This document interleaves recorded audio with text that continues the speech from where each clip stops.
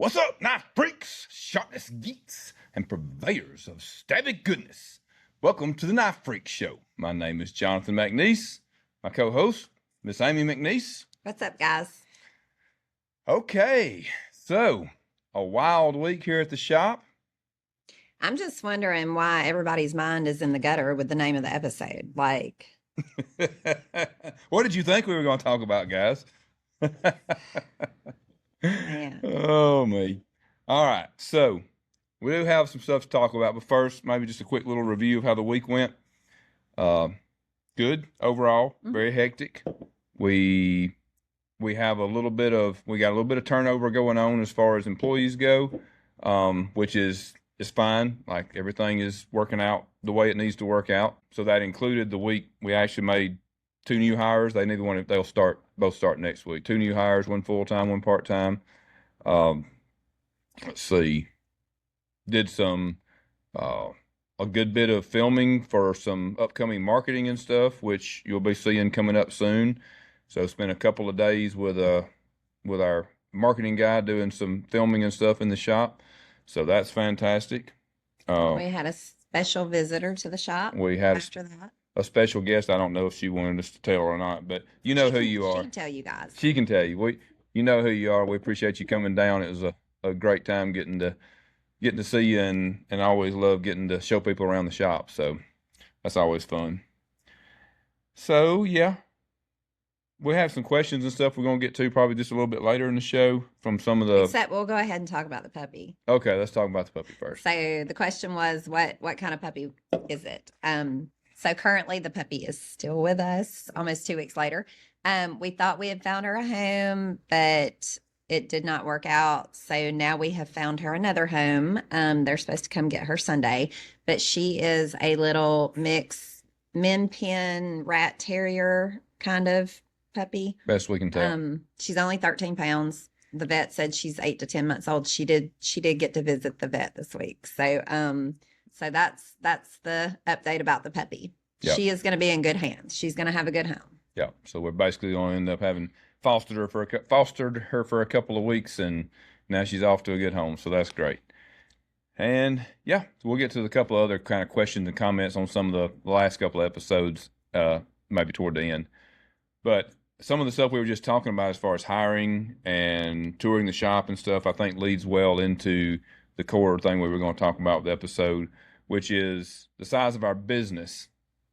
Wait, not that bit, like the business, the knife business. So again, get your minds out of the gutter. So you kind of had the idea for this subject. Why don't you lead into it? Okay. So actually, for a lot of our newer followers and newer customers into the brand, until 2021, we had 2 employees. That was it. Yep. And I was not one of them. Yes, I helped with all the stuff, but I had a job. I had 2 jobs. I had several jobs. I don't even know how many jobs I had. We had another business and I had a full-time job. So it was actually until 2019, it was just you with Luke or Hannah doing some laser work. Yeah. And then Chase came on. And then in 2020, when COVID hit, Luke, our son, got laid off from his full-time job. So he came full-time then with the company. Right. We had no more employees than that until 2021 when we moved over here. Mm-hmm. And that's when we started actually hiring people. So we are still a very young company, I feel like, in the grand scheme of things. Yeah. And even though we work our tails off, and we're growing as fast as we can, we're still not a huge company. We're not even a big company. We're not even a big company. I think that people probably think that we have like 50 employees running around here. We don't. Yeah, this is a 3,500 square foot shop. It's got 5 CNC machines in it. It's got a surface grinder and a double disc. Like, it's pretty much maxed out. Like, we've talked about adding on, expanding. There hasn't really been a reason to yet. And doing that would be wasting money until the time is right. But we have less than 10 employees, and that includes Jonathan and I. agree Yeah, that for we sure. probably look bigger than we are. Yeah, I think we do. And, you know, we show a lot of videos and stuff from the shop, but I don't know, a lot of them you probably don't necessarily, you probably just think you're seeing a section of the shop, but it's really not that big. I mean, it's, now don't get me wrong, compared to the 400 square feet we were in when it was me and Luke and Chase, it feels huge, but it's not, we're not in some big, 10, 20, 30,000 square foot shop here. And like you said, it's, One day we will be. oh yeah, it's But coming in the not not too too- distant future. Yeah.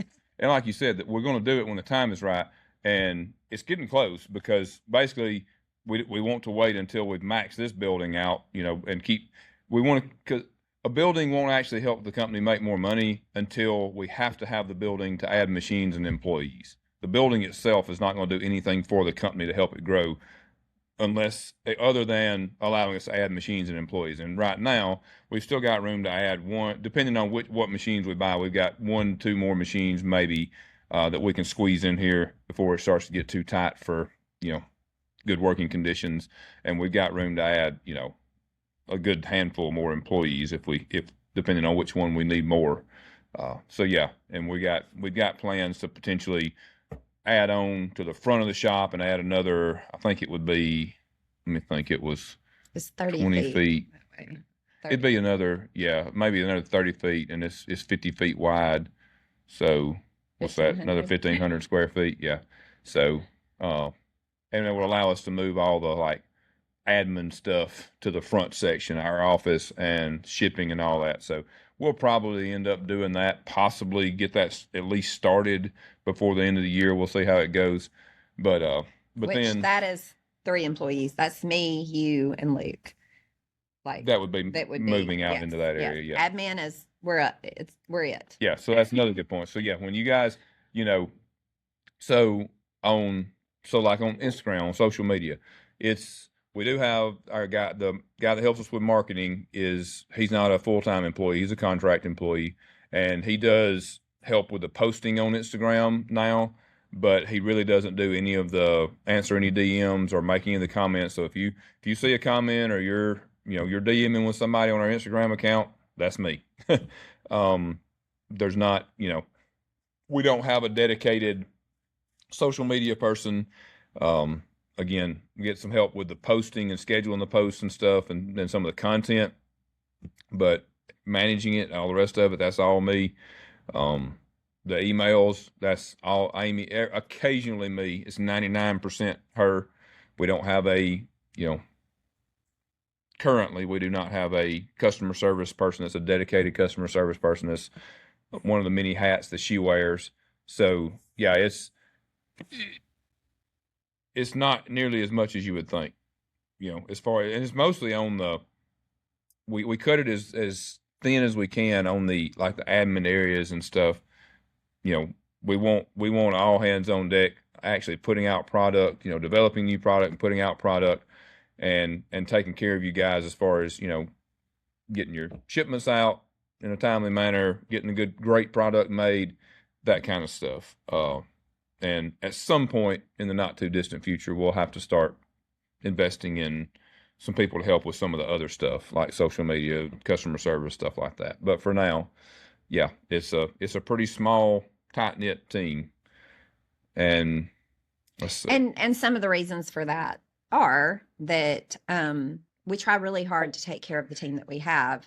We all know that manufacturing in the U.S. is not a cheap way to go. No. But also where we are is a very small rural area, but there are plenty of machining jobs around us. So we have to pay pretty much top pay, offer top benefits to be able to do that. And for a small company, like getting Blue Cross Blue Shield to negotiate with you is a no-go. Like they're not going to. If you have less than 50 employees, like this is what you can get, this is what it costs, and the end. So that's one of the reasons why we do not have more employees, because we do have to factor in taking care of the ones that we already have and keeping them, right, versus hiring a bunch of people and having a bunch of turnover. Yeah. So each employee costs us more in a way because we have to be able to compete. Well, like you said, we have to kind of pay top dollar, and which is fine, and we want our people to be well paid, but it means that we have to try to hire quality people and develop them and not just, fill the shop up with warm bodies. So that's that's a challenge. But that also is, so we get a lot of requests for, can you basically mod my knife? Well, we really can't, because like we literally have everybody here doing everything that they can just to keep up with what we're trying to get out the door. At some point in the future, that might be an option when we can expand and hire more people, but for right now, that's really not an option. yeah, we might be able to add like either carve out some time from some of the employees' schedule or have a team dedicated to, doing customization or whatever. But for now, like we run really lean, like the amount of knives we're trying to put out and versus the amount of people we have is it's a very lean setup. Like we all have to be firing on all cylinders to try to get out the number of knives that we're trying to get done every week. And to be honest, like in a long time, we haven't hit the number I'm actually shooting for consistently. So, and some of that's due to just still learning stuff, still figuring some of this stuff out. Because again, you guys have heard me say it before probably, but when she talked about we built this shop in 21, that's also when we built the shop, moved into it in September, and the first CNC was delivered in October, and I had zero idea even how to turn the machine on other than I saw that there was a green button on there. So that was good thing it wasn't like a nuclear weapon. Yeah. So that was the extent of my knowledge of how to, use a CNC, was maybe poke the green button, but I wasn't even brave enough to do that until we had somebody come and like help me get started. So, but yeah, so we're still learning, we're still doing, and you guys have probably heard me mention lately, if you're watching my little selfie videos that I do about having a second shift and a weekend shift. Again, that makes us sound bigger than we are because our second shift consists of one person, and our weekend shift consists of one part-time person and another really part-time person. Yeah. And so the whole, most of that, so one of those weekend people is running the machines. They help out, the guys running the machines do help out with some of the other stuff, but they don't have time to keep the machines running and do much other like handwork, but they do pitch in on a little bit of it. So the evening shift is one guy. And so the idea is that we already have machines, and rather than just keep adding more machines, we're trying to run these machines that we have as close to 24 hours a day as possible. It doesn't make sense to keep buying more machines, which would also then, as we discussed, mean that we would end up having to, do an addition on the shop when we've got machines sitting here not running for, several hours a day if we don't have a second shift or a weekend shift. So we've got two different guys that works, evening shift, basically keeping the machines running, doing a few little things. And it really greatly, I mean, it basically doubles our machine time. It keeps us, and the machines, most of them, depending on what we're running, at least 2 or 3 out of the 5 machines, typically when the shift ends, they're left running and they can finish their program and they'll shut themselves off. So, I mean, we're getting, they're not literally running 24 hours a day, 7 days a week, but we're getting pretty close. I mean, they're running quite a bit, which is what we want. Again, that's how you run lean. You want to maximize everything that you've got before you just start adding more, more machines and more people. You want to get the most out of the machines and people that you have. So that's been our goal this whole time. We're still very much refining things and figuring it out. But yeah, that's kind of how we work. So we have, actually, I can just break it down for them. So we just told you about the machinist. So we've got somebody that basically runs the machines during the day. And then during the day shift, we've got one guy that runs the machines, also does a good percentage of the sharpening in between keeping the machines running. We've got a guy that runs both grinders, the surface grinder and the double disc. That's his dedicated job. We've got one person doing assembly that occasionally me or somebody else will maybe pitch in a little bit, but for the most part, one person doing assembly. And then we have, let's think, we got one person doing shipping and laser work, and he actually does the like final inspection, puts the clips on, a few other little things, but doing that. And then, am I missing somebody? Levi. part-time person that comes in every afternoon. Mostly he's a high school, hate to say a kid, but to me, for sure. He's 16. Yeah, he definitely is a kid, but a very mature, hardworking kid. So he comes in almost every afternoon and works the afternoon on into the evening. So And then you and I. and then me and you, yeah, which we're usually, most of my time is spent either handling, the business end of stuff, dealing with vendors and that kind of stuff, or designing and programming. And especially with all the new stuff we've been trying to put out lately, I've been trying to spend way more time developing new stuff and getting stuff ready to keep putting new stuff out. And that's really where I need to be for us to continue to be able to run like we want to and put out the amount of stuff that we want to, new stuff and all. So that's not a lot of people for, for the amount of knives that we Wait, put what, out what and do try I to put do? out. Oh, well, good question. What do you do? Other than everything that you don't do. Everything else, like, yeah, All handles the all the financial stuff, all the human resources stuff. Dealing with our accountant, dealing with our bookkeeper, customer service, customer service, dealers. dealers. Yeah, I you don't even know. handle 99% of the dealer stuff, to include a lot of times getting their shipments together and getting them sent out, or at least helping with it. Yeah, and any other anything to do, like you said, did you mention HR? Hmm.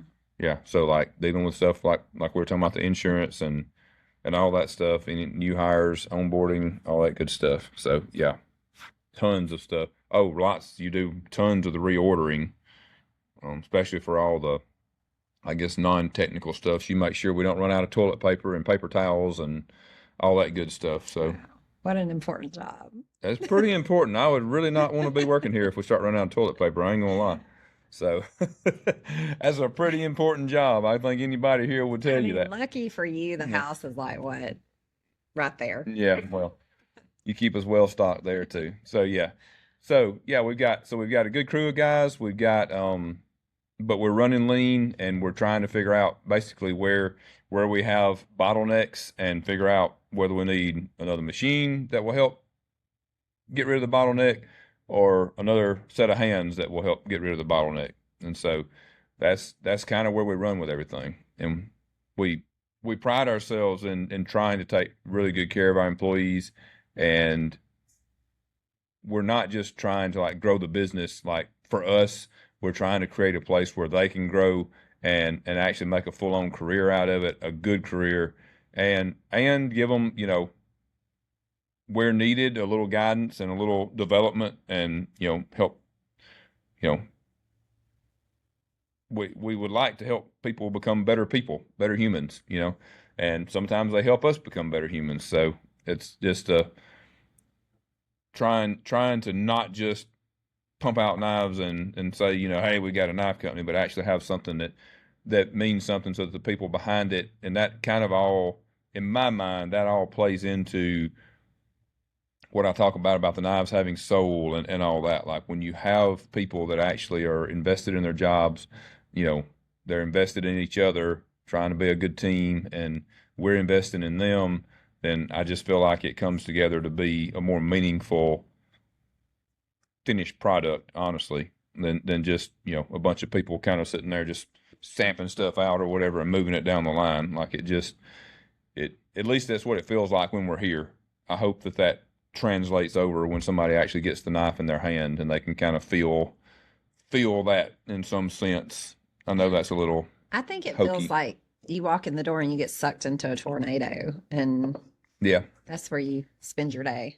Yeah. Oh, yeah. That is kind of how my day usually is, for sure. It's coming in and putting out fires, not usually literal fires, I mean, hopefully, but that's happened before. yeah, nothing major. But we've had little things. So more in the old shop. Outside the shop. Oh, outside this, yeah, that's true. I did catch the field on fire. No, I was talking about the lawnmower. Oh, yeah. Maybe we should tell that story. Okay, good story. Story time, guys. Pull up here for Uncle John's story time. So we got a guy that comes and cuts the grass. So we had on the double disc that grinds all the titanium. So it grinds all the, all the handle blanks down to size, all that good stuff. And so it had a filter on it, and the filter gets dirty, and we rinse it out. So we had one of the employees, I wasn't really paying attention, and we were taking it outside around back and rinsing it out with the water hose. And I didn't think about the fact that we were rinsing out the same place every time. That it was actually, I didn't realize it was that significant of amount of titanium dust that was getting rinsed out of there. And apparently it had kind of built up over a few weeks. And the lawn guy came to cut the grass, and we hear this giant explosion that sounds like a stick of dynamite went off, and go running out there. And apparently he had hit a rock or something that caused a spark, and that pile of dust from the titanium had basically exploded. And his lawnmower was basically on fire. So thank goodness it was right by the water hose. He got it put out. It didn't actually hurt anything on his lawnmower. Of course, we told him we'd pay for anything that if it was, but he took it and got it checked out. Everything was fine. He was fine. It was more just like, it wasn't an explosion. Like there was no shrapnel or anything like that. It was just a big noise, and then started a fire. But and amazingly, he still cuts our grass. He still cuts our grass. I think it gave him a really good story to tell. I think he actually kind of liked it. So we don't do that anymore. We do a better job. Ironically, he is also a fireman. He was in fire college at the same time. Yeah. So he knew what to do. It worked out. But yeah, we do a better job of making sure we manage the dust and stuff now from that. So, but yeah, that was a good one. Wasn't real good at the time, but it was pretty funny after the danger was over.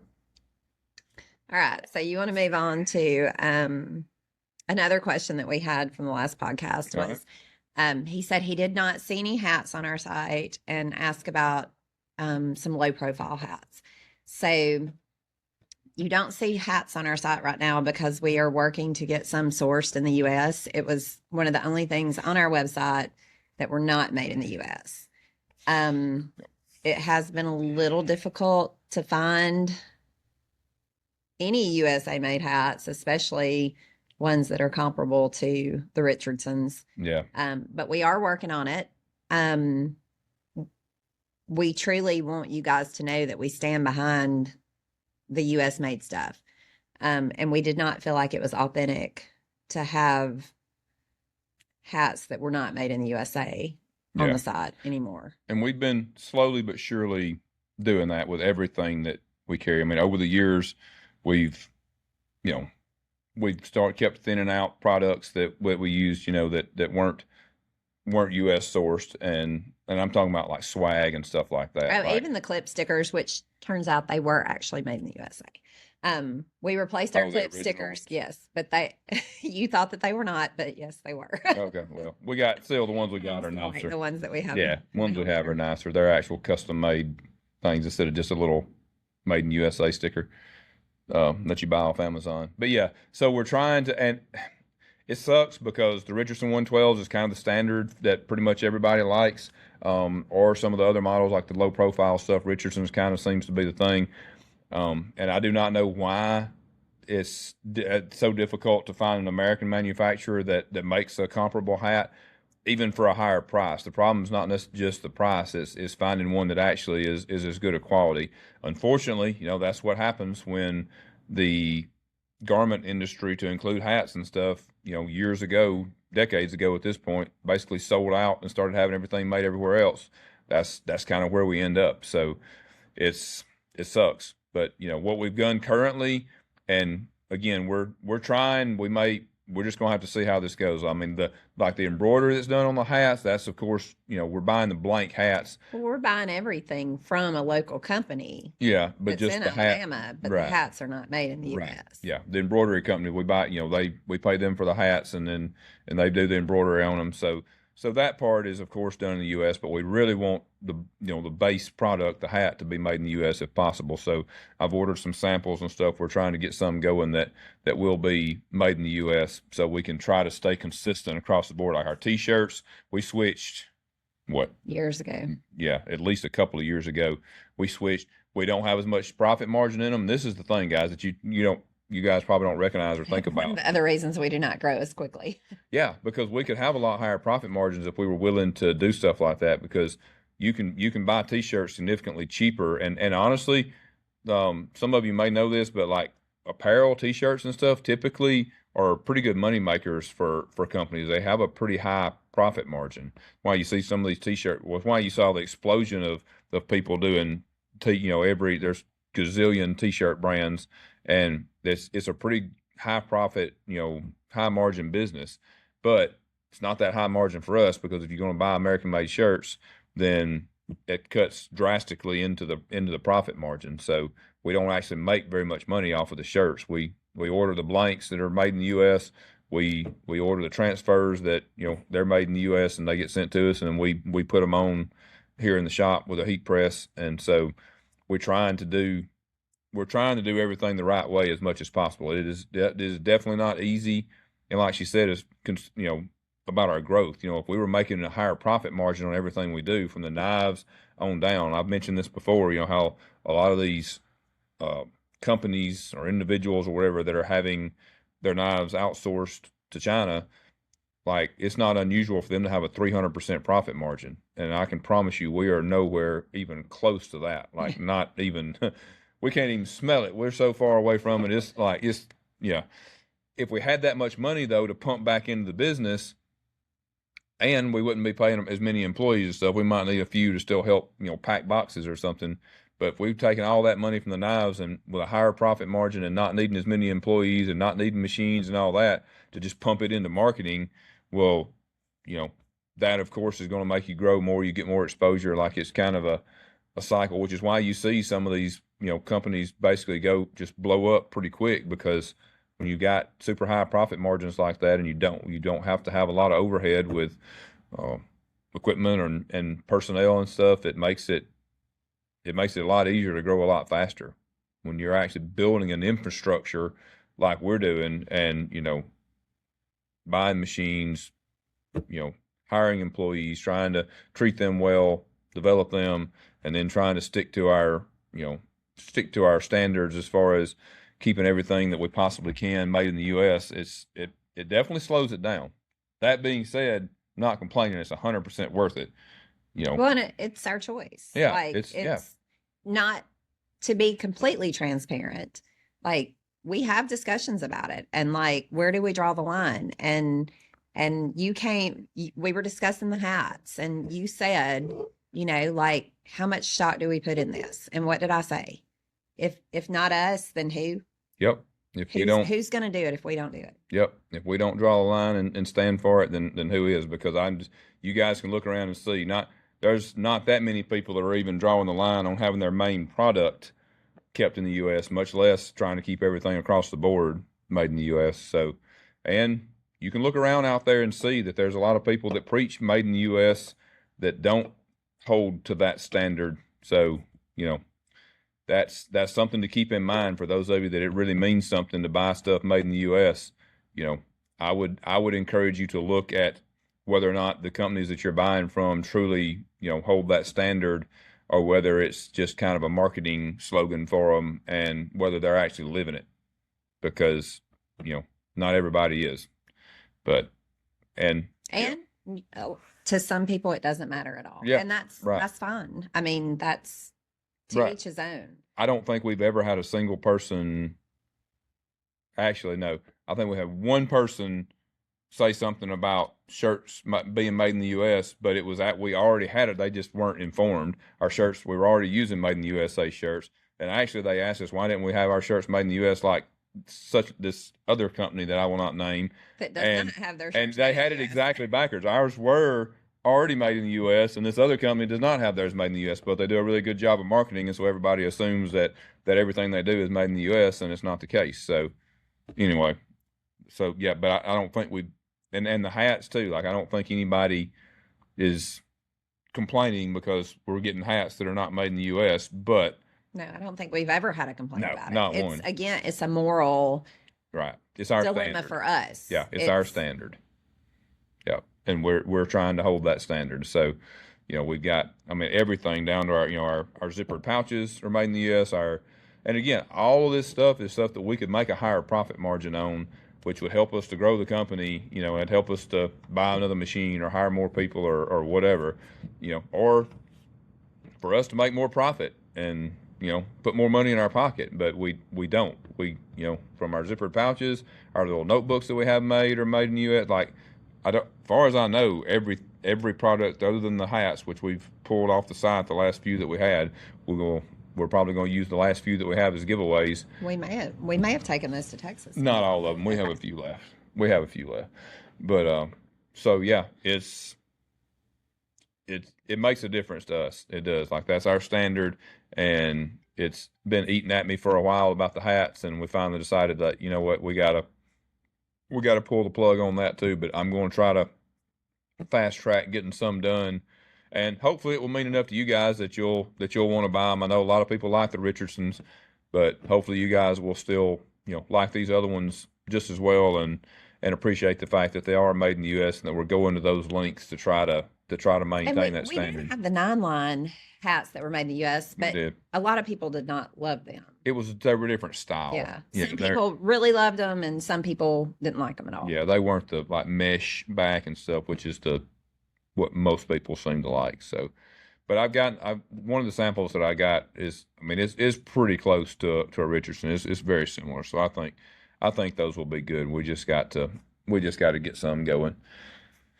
So, moving on to some of the stuff that wasn't necessarily questions, but we had some feedback on the last episode where we were talking about selling on Whatnot. And for the most part, there's a couple of people said they weren't really interested in Whatnot or whatever, which is totally fine. I said I'm not interested in Whatnot. Yeah, I know. Yeah, and it's fine. And that's not. I could see myself maybe using it sometime if I wanted to. Whatever. You will not be allowed to use it. I won't be allowed. Just telling you. I have been guilty of getting a little carried away on eBay a couple of times. I love like vintage straight razors, like old straight razors, and sometimes I'll get on a kick and start. But now, like, well, you would buy stuff off Instagram and everything else, and it would get here, and it would not be at all what you yeah. I was a little guilty of that. I like the little old lady on the QVC, like ordering stuff and getting here. What were the stepping stone molds that were like, you thought that they were like, and they were like, yeah, they were like molds to make stepping stones. You pour concrete in, and when they got here, they were like a third the size I thought they were going to be. But anyway, we digress. So I still haven't made any concrete plans about getting on Whatnot, but I definitely am thinking we're going to try to do that. I just think, if for no other reason, I honestly think it'll be fun. I think I would actually enjoy getting on there and being able to interact with those of you that want to get on there and kind of building our little community out on there. And we're coming to realize more and more after talking to more people about it that there really is kind of it's not completely separate, but there are definitely people on there that are like their own, like that's the only place that they're involved in the knife community. Like they're not buying knives in the traditional, straight from makers or from dealers and stuff. That's pretty much where they are interacting, and that's where their community is. Matter of fact, I think one of the comments I saw was somebody that said that that's basically where they shop, and that's where they got into knives. I know we've talked to a lady in person that same thing. That's where she got into knives, and then she had already escalated to buying a Dixon, which is it's not a cheap knife. So it's definitely drawing people into the community. So I like the thought of being able to kind of have some fun, interact with people live. That's way more fun to me than just posting a picture and writing a caption. So well, I think you also just like to talk. I like to talk, so that's that would just be another chance for me to get on there and talk and interact with everybody. So what we're thinking we would do is, we'll offer, not do it super often, maybe every 2 weeks at the max, and maybe even just once a month. And then we would be able to offer stuff. So all the knives, of course, would be sold at full price. Unless we did have several people that really like the idea of selling like factory seconds on there. So that's a possibility. I've just got to figure out some of the logistics of that still. But also stuff like swag and stuff like all the shirts, and when we get the new hats and that stuff that we're talking about, we can put those on there and do them, at the what they call $1 a go. Just let them be an actual true auction and go, so we can have a little fun with that too. So I think there's a lot of stuff we can do, and lots of swag for giveaways and all that. So I think that will be a lot of fun.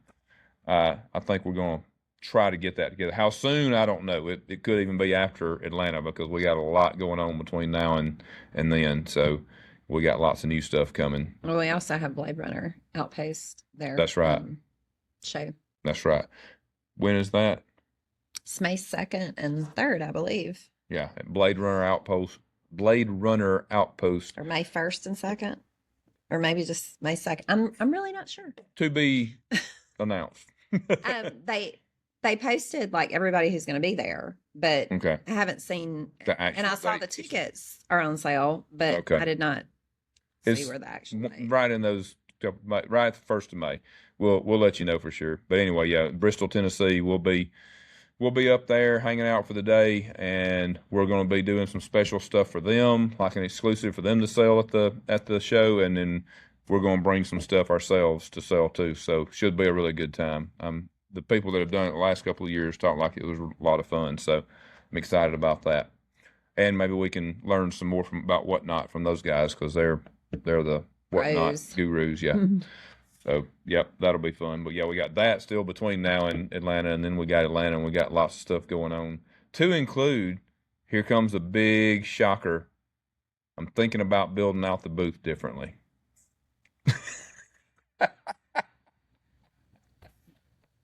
What have I said now? Like 10 times. It is not the change. It's the last minute. The last minute. Well, I'm already change. talking about it now. I guess it's just a matter of whether I actually get it done. Well, that's before the probably last you. minute. You're a little bit of a procrastinator, so Yep. But I am already thinking about it, which is usually I don't start thinking about it till it gets down to like crunch time. Then I'm like, oh, what do we want to do with the booth? then he goes into panic mode. Yep. And who has to listen to that? And who goes into ultra panic mode then because of it? So yeah, nothing major though. I'm just thinking about last year we had we've got our big wooden bar that we built when we had just a single booth, and now that we're in a double booth, we helped fill up the space with tables and tablecloths, and I just kind of want something that'll look a little more, that'll kind of go with the wooden booth thing a little more. Rustic look. Yeah, give it a little more rustic look, something you'd expect from a redneck from Alabama to be standing behind. So we'll see. There's But rednecks everywhere. that's true. But I liked the booth last year, but I do. There are at least a couple of things I want to change, and we will see. Maybe her putting me on the spot here will help me be accountable and not procrastinate and not wait for the last minute. We're gonna do a follow up every single time we do a podcast to see what you've made. Where I'm at with it. It won't be much real soon, probably. Gotta let it stew and let the ideas, creative stuff going.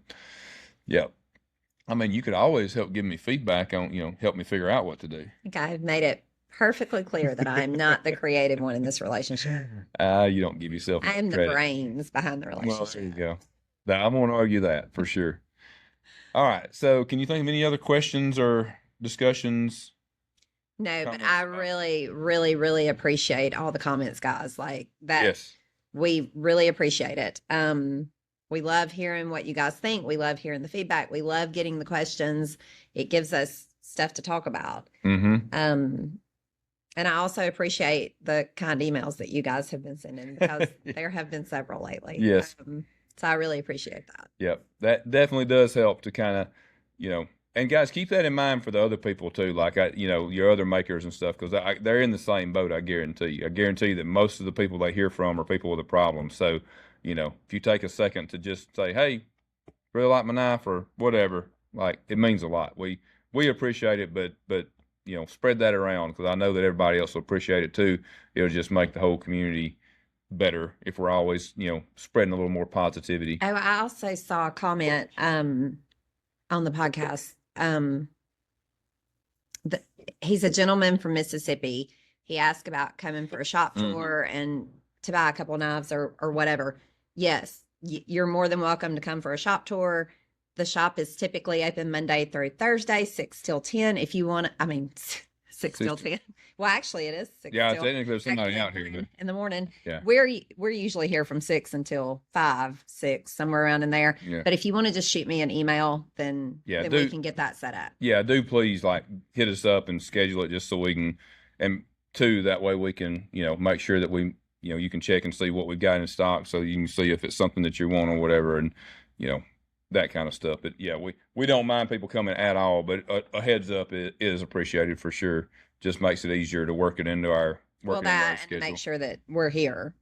Yeah, Because we are human. We do have doctor's appointments, dentist appointments, et cetera, et cetera, et right. cetera. And I hate if we just show up and just, the guys would be here, but we would like to see you if you come, so we'd hate to miss somebody. But yeah. Another thing I wanted to mention that kind of ties back into what we talked about in the beginning about the size of our business and what she was just saying about appreciating the comments and stuff, guys.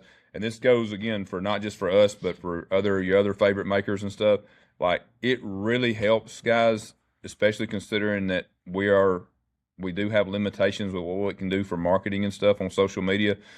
It really helps when you guys, make comments. I mean, just a simple comment, even if it's just a couple of emojis or something, is definitely helpful.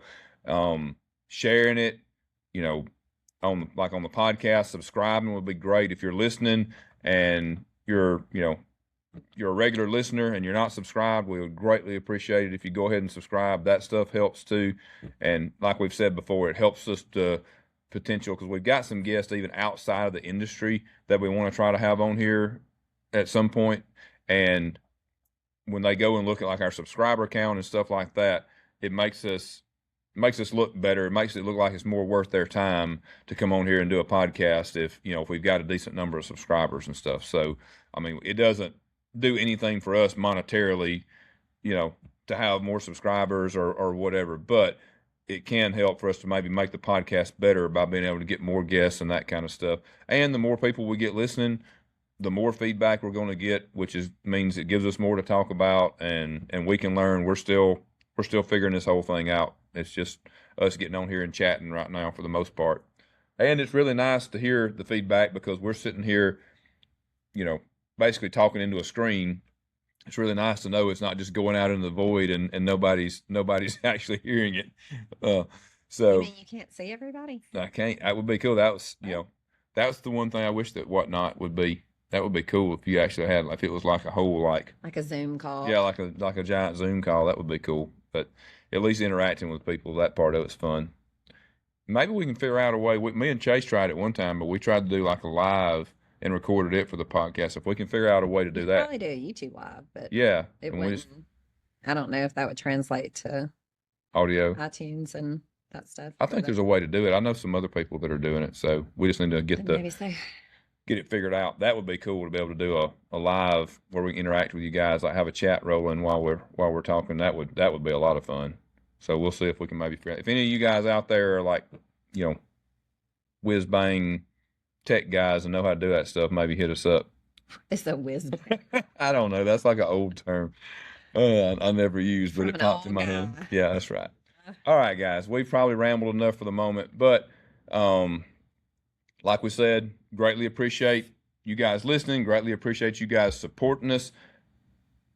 The thought of how big we are and where we're going with this, it all revolves around you guys. And we realize very, very, very, very, we're very aware of the fact that everything that we do and all of our plans and goals all revolve around you guys. Like, you guys are what allow us to do this. You guys are what's going to allow us to be able to grow, and we never lose sight of that, and we greatly appreciate what you guys are allowing us to do and giving us the opportunity to do that. So thank you. We probably don't say it enough, but we never lose sight of that. I promise. We appreciate you guys. So on that note, we will see you next week, and please send us some comments, questions, and all that good stuff, and hope you have a great week. See you guys.